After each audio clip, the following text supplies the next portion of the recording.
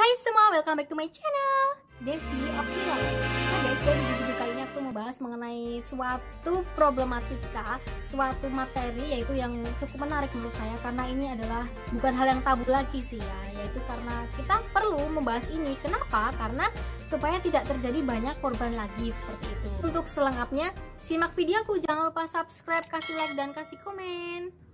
Nah guys, jadi di video kali ini aku tuh mau bahas mengenai apa sih itu kekerasan berbasis gender.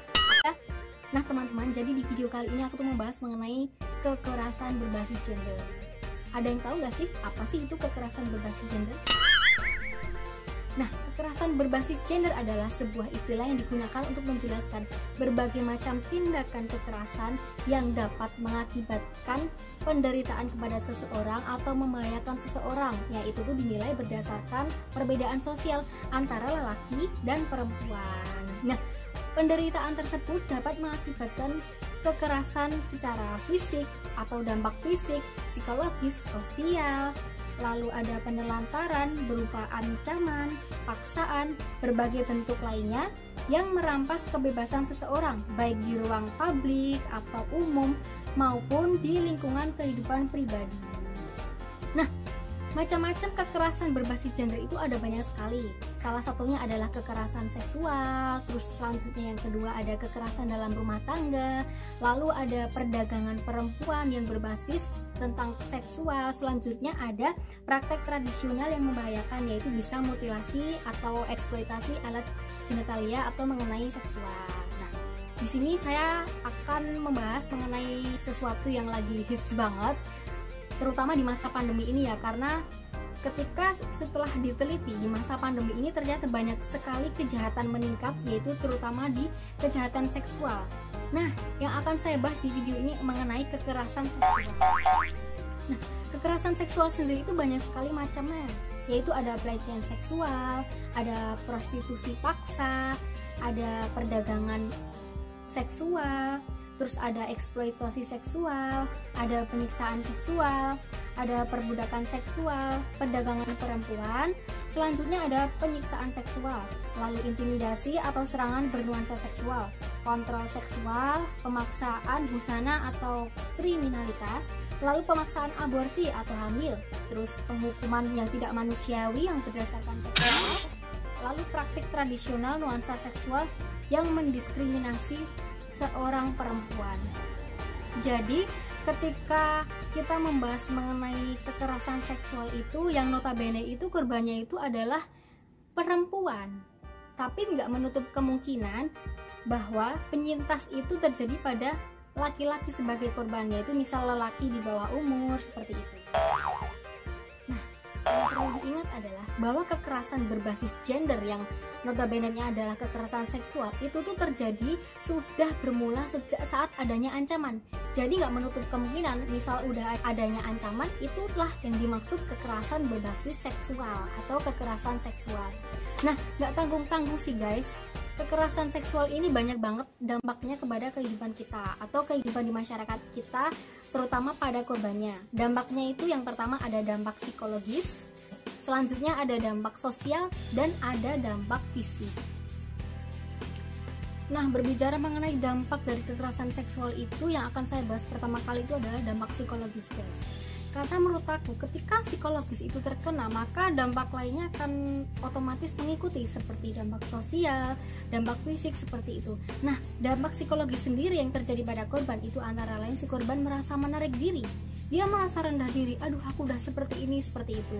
Dia merasa di masyarakat itu sudah nggak ada harganya. Lalu ketika bertemu orang akan sensitif dan menyakiti diri sendiri atau disorientasi seksual.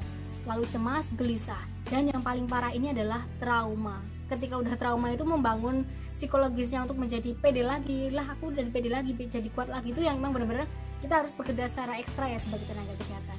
Nah, dampak kedua itu adalah juga berkaitannya juga ke dampak yang pertama, yaitu dampak sosial. Nah, dampak sosial yang saya ambil di sini adalah ketika si korban sudah terjun ke masyarakat, ya benar, si korban ini akan merasa rendah diri, akan merasa menarik diri, minder.